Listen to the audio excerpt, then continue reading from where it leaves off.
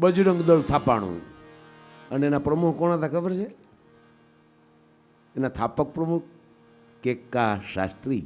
જો ભાઈ, હું છે ને બામણીયાનો છું અને એ છે ને જેઠવાઓના વિસ્તારમાં એવું છે, માટે બજરંગ દળનો પ્રમુખ તો હું જ થાય. અંતિયા આટલી બધી ખબર હોવી ત્યારે તમે તમારા પ્રિમાઇસીસના બધા તત્વોને જીવાડી શકશો.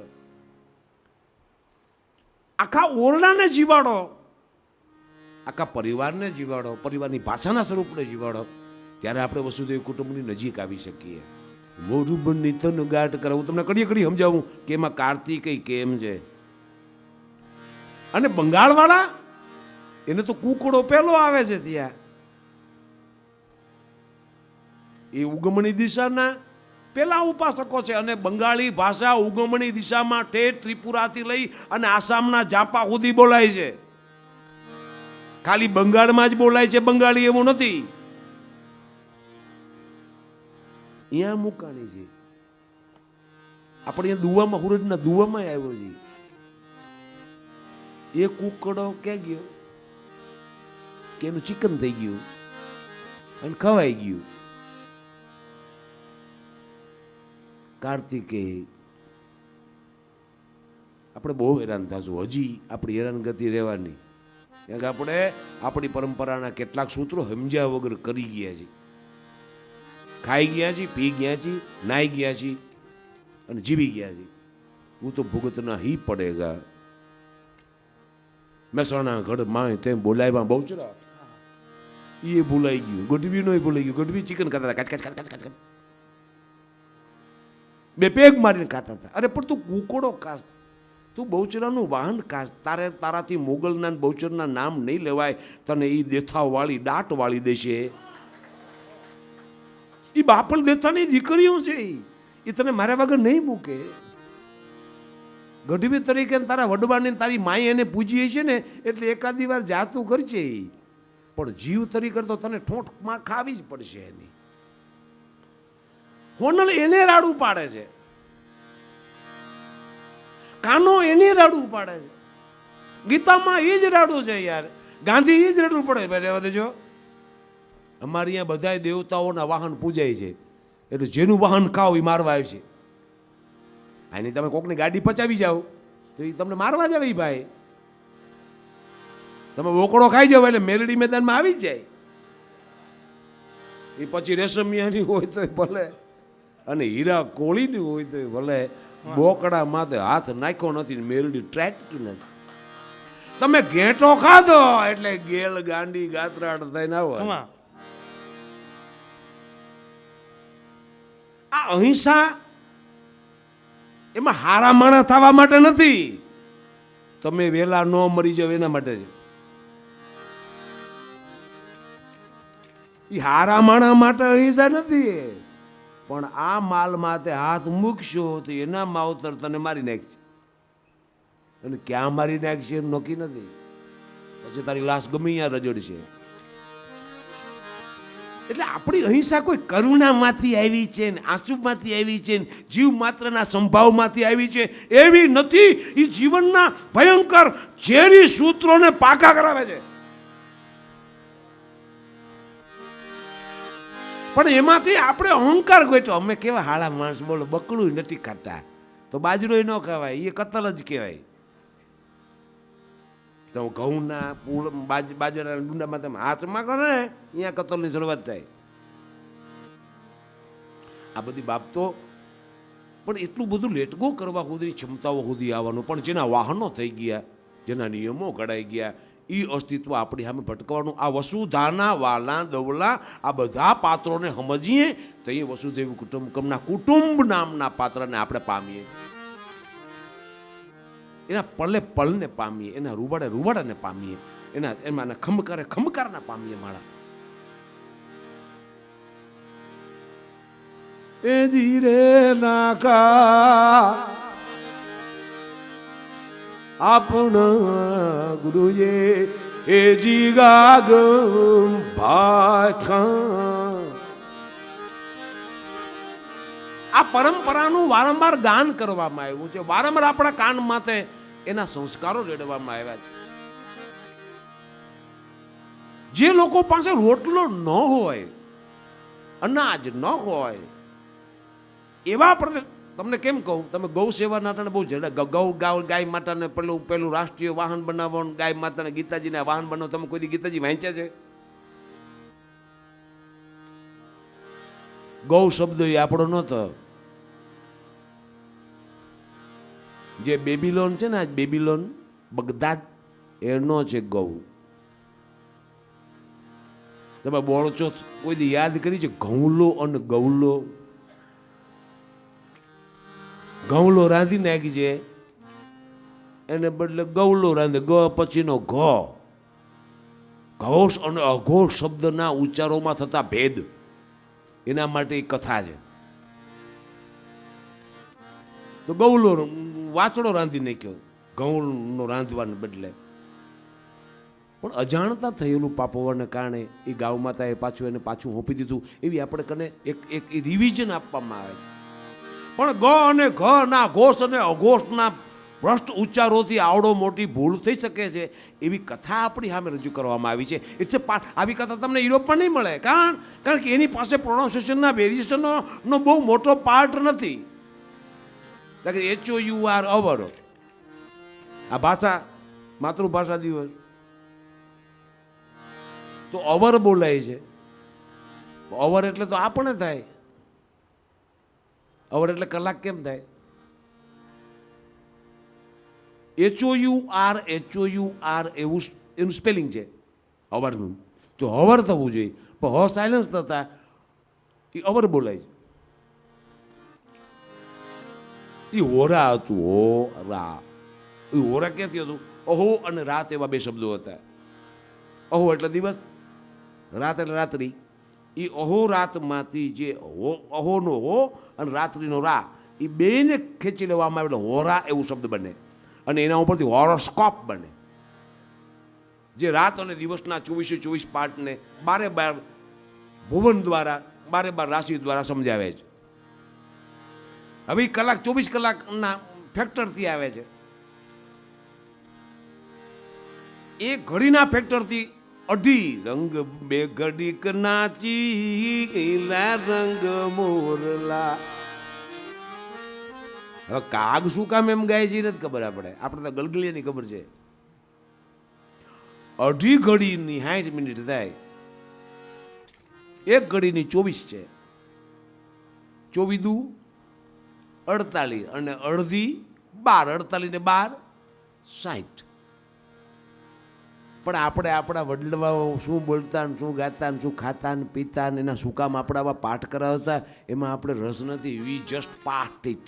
આપણા ઝડપથી પૂરું કરવી, અને હજી ક્યાં જવાના છે ખબર નથી તોય ઉતાવળ છે.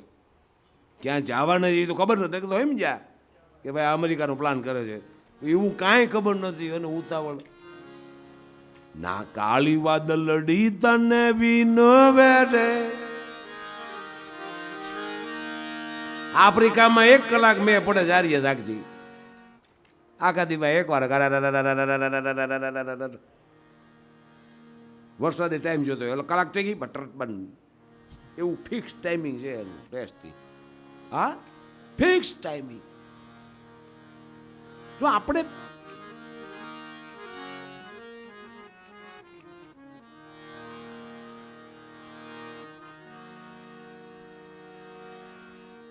કંકુ કર્યું ને સૂરજ ઉગ્યો.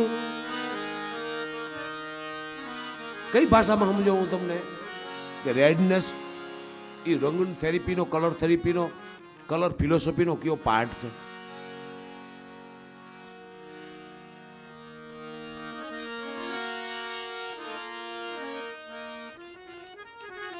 નભમાંથી જાણે કે આ ગજબ નથી.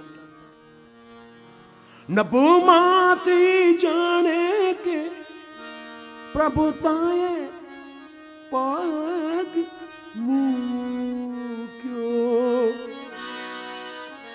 એક દીકરી એ ઘોડિયામાંથી બારે નીકળી અને પહેલી વખત પગ ધરતી માથે માંડે એ કોઈ દી જોયું છે? તમે કહી દી તે દી પગ માંડ્યો તમને યાદ ન હોય તો સમજ્યા, પણ તમને બાળકોની ભેટ એટલે મળી છે કે તમને બચપણને રિવિઝન કરી શકો, નકર ભૂંડી દશા થવાની તમારી બધાની. You have a chance given by the nature કે તમે તમારા બચપણનું રિવિઝન પામી શકો કે બચપણમાં તમને શું થતું હતું, અને એ અનુભૂતિ તમારી પાસે આજ નથી. તમે તમારા બાળક દ્વારા જે અનુભૂતિને પ્રાપ્ત કરી શકો, અથવા તો કોઈના બાળક દ્વારા. નભમાતે જાણે કે એ ઘોડિયામાંથી પોતાના બળે ઊભી થાય દીકરી, અને એ ઊંધી વળે આમ, અને પછી એક પાક ઘોડિયાની બારે કાઢે. એ આખી પ્રોસેસ. એ લાલાના દર્શન કરે, એ કાનાને જોવે. પ્રભુતાએ પગ ગાવામાં આવ્યું માળું, જે મૂકવું છે ને આજ તો રાડ પડે પણ તું શું તારા બાપે કઈ એની માથે પગ ખોડ્યો તો ગાવું. અને એક બાળકનું અને એ દીકરીનું એ અસ્તિત્વની મહામાયાનું, જેના નામે લીલી વાડીઓ સર્જવા જે ઉતરી છે. बेटी बचाओ तभी हो सकता है जब तक तुम अपनी माँ का दर्शन न करो. તમે દીકરીમાં માં જોતા જ નથી, શું બેટી બચાવી? તમે બેટી બચાવો છો, માં નથી બચાવતા. માનો વિચાર નથી આવતો, અને વિચારો ભૂંડા ભૂખ વિસ્તારમાંથી આવે છે. તમે સૃષ્ટિ ને એવા જે બેકાર રેઢિયાર ભાષાના શબ્દો છે ને, છોકરા ઓછા થઈ ગયા, છોકરી ઓછી થઈ ગઈ, એમાંથી તમને બેટી બચાવના પાપ ઉજે છે. યુ કાન્ટ ફરગીવ, તમને માફ કરવામાં નહીં આવે. તમને ઉપાસના નથી હોતી. સ્વાર્થ શું છે? અને યહાં સ્વાર્થીઓ કા કોઈ રાસ્તા નહીં. અહીંયા રસ્તો છે જ નહીં. ક્યાં ગયા શું થયું ની ખબર નથી. મૂક્યો તાત. હવે એ વખતે દીકરીઓને ચાંદલા કરેલા હોય માવતરે, નાની દીકરીને. એ આમ કઈ ઊંધી થાય પગ મૂકે ને તા તો કંકુ કર્યું ને હામો હુરજ ઉગ્યો માડી તારું કર્યું ને સૂરજ ઉગ્યો સૂરજ માડી તારું કંકુ ખર્યું ને સૂરજ ઉગ્યો. કે નભમાંથી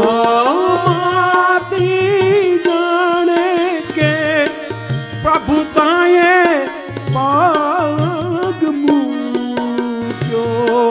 આખા જગમાં જાણે કે પ્રભુતાએ પગ મૂક્યો. કંકુ કર્યું ને સૂરજ ઉગ્યો માડી તારું કંકુ કર્યું ને સૂરજ ઉગ્યો. સૂરજ ઉગ્યો સૂરજ ઉગ્યો.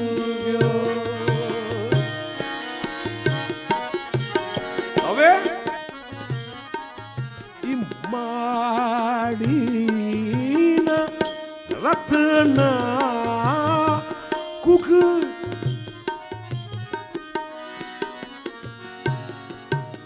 એક દીકરી આમ કહીને આમ પગ મૂકીને છડીંગ થાય, ખાલી એના પગમાં બબે ઘૂઘર્યું હોય. આવું ક્યારે થાય છે આપણે કે નાના બાળકના પગમાં જાજા વજન ન નાખાય, નકર મોટી મોટી ચાંજરી ન પહેરાવી દઈએ. The balance of softness. કોમળતા એટલે શું માળું યાર? કોમળતાને કેટલા કેટલા ડાયમેન્શનથી આરાધવું પડે છે, કેટલા ડાયમેન્શનથી.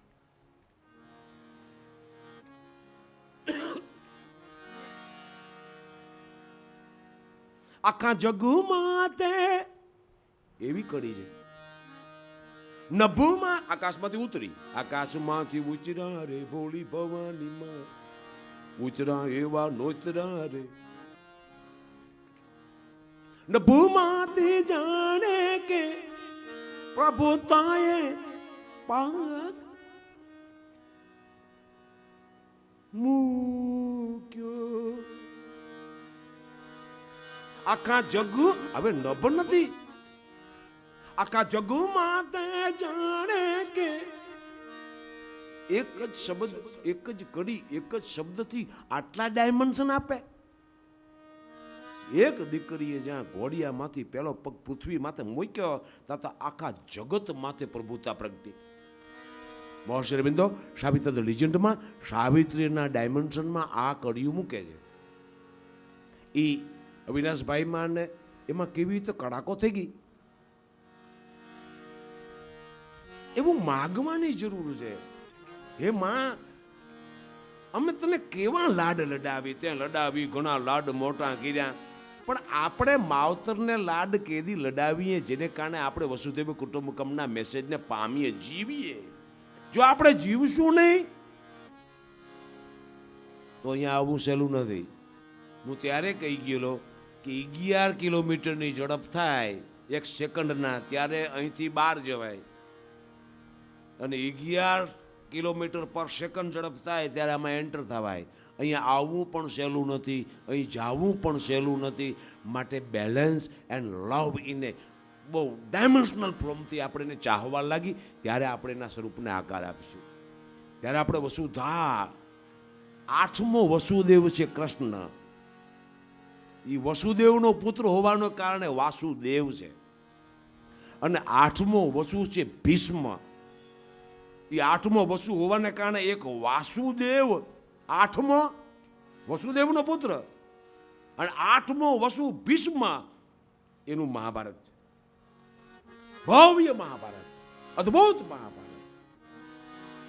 વિશ્વમ વિષ્ણુ વસટકારો ભૂત ભવ્ય ભવત પ્રભુ ભૂત કુદબ ભૂત ભૂત ભાવો ભૂતાત્મા ભૂત ભાવના ભૂતાત્મા પરમાત્મા મુક્તાનામ પરમાગતિ અવ્યય પુરુષ સાક્ષી ક્ષેત્રજ્ઞો ક્ષર એવ ચ યોગો યોગ વિદામ નેતા પ્રધાન પુરુષેશ્વર નાસી વપુ શ્રીમાન. આટલા તો 1000 તો નામ છે આ વસુધરાના, અને એના ઉપાસક છોકરાઓના. આપણે આપણા પ્રદેશના 1000 જણાના નામ ખબર છે? આપણે 1000 જણાને મળ્યા છીએ ને એની ખબર નથી. બોલો, એક દિવસે મારી વિનંતી, જો વસુધૈવ કુટુંબકમના આદેશને આત્મ સાક્ષાત કરવા માંગતા હો, મળેલા 1000 જણાના નામ લખો એકવાર. ત્યારે તમને વિશ્વમ વિષ્ણુ વસટકારો સમજાય છે. આપણે મહાદેવના 1000 નામ તો શું કાંઈક મળી જાય એટલે બોલી છે, એવું બધે કીધું છે. અરે પણ તું તારા ભાઈબંધના લખને તોય મળી જાય. તને 1000 જણા મળ્યા એના નામ લખને તોય મળી જાય. પણ તમને ભરોસો નથી, એને હું ઓળખું, એના નામ લેવાય એવું છે આમાં. એમાં કંઈક એના નામ લેવા જેવું એનું શું છે? પણ એનું નામ ત્યાં પાડ્યું છે, એની ફૈબાએ પાડ્યું છે, એના કુટુંબે પાડ્યું છે. તેથી તો એ બાળો રાજા હતો. એમાં ભવ્ય શક્યતાઓ હતી, જે સંભવિતતાના સિદ્ધાંતો એ બાળકમાં હતા, એનાથી એનું નામ મુકાયેલું હતું. એ કદાચ મલ્ટી ડાયમેન્શનલ એસ્પેક્ટમાં એ બાળક પોતાના નામને પ્રૂફ નથી કરી શક્યો, પણ there is a lots of chance now. હજી પણ એને ચાન્સ મળશે. એક ફૈબાએ પાડેલું નામ એ પ્રૂફ કરી દે એવો એ બાળકને, એ દીકરીને ચાન્સ મળવાનો.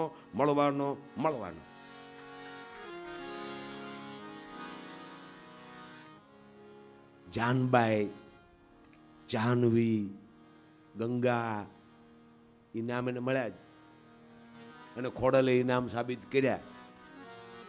આ બધું જે બને છે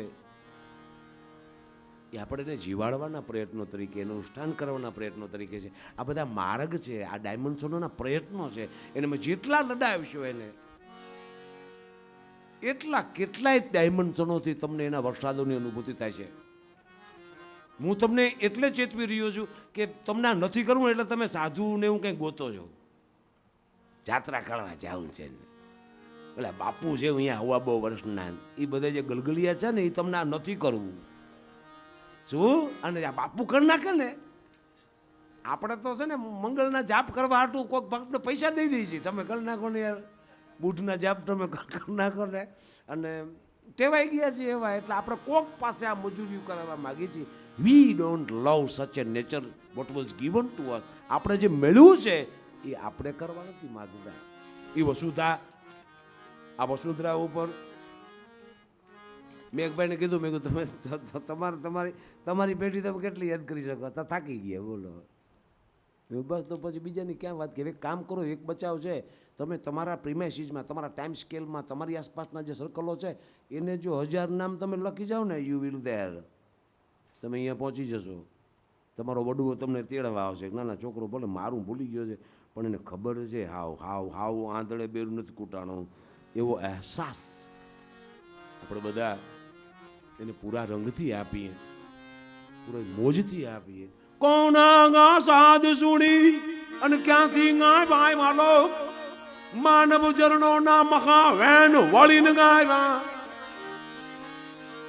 આર્યો ચીના દ્રવિડ હુણો સક અડા ભીડ અભી ગાભીન એક મેક માં સમાયા. બોલ્યો તો ત્યારે ટાગોરને ખબર હોત કે ચરચરીમાં સરસ રીતે ગવાય છે તો ટાગોરે ચર્ચીમાં લખ્યું હોત, પણ મેઘાણીએ એને ચરચરીમાં લખ્યું કે આમાં જ રૂલ કા કે એમાં 12 12 12 અને 10 એવી રીતે એ 46 માત્રાનો છંદ છે. એમાં 12 માત્રાઓમાં 12 શિવના જ્યોતિર્લિંગ છે. એની 12 બીજી માત્રાઓમાં 12 આદિત્યોની માત્રાઓ છે. એની ત્રીજી 12 માત્રાઓમાં 12 અ આ ઈ અથવા તો 12 સ્વરોનું ડાયમેન્શન છે. પછી 10 એ 10 દિગપાળ આ 8 દિશાઓ અને ઉપર નીચે ઉત્તર દક્ષિણ નહીં, ઉત્તર દક્ષિણ તો દિશા થઈ ગઈ પણ 8 ચારે 4 મુખ્ય દિશાઓ એના કોર્નરો 4 4 એટલે 8 અને ઉપર નીચે એટલે 10. એ આખો પ્રિમાઇસીસ આખું વસુધા એના પોતા તમામ ડાયમેન્શન સહિત એના એડ્રેસ સહિત એના પરફેક્શન સહિત એમાં કલેક્ટ થઈ. કોના ગા સાધ સુણી ક્યાંથી ગાયવા લોક માનવ ચરણોના મહાવેન વળીને ગાયવા. આર્યો ચીના દ્રવિડ હુણો સક અડાપીડ ગાભી જાભીન એક મેકમાં સમાયા. જુદી જુદી જમાત આવું ટાગોર જ લખે. એ તમે કરી શકો? કોઈ કરશે એવું પ્રોમિસ દેશો?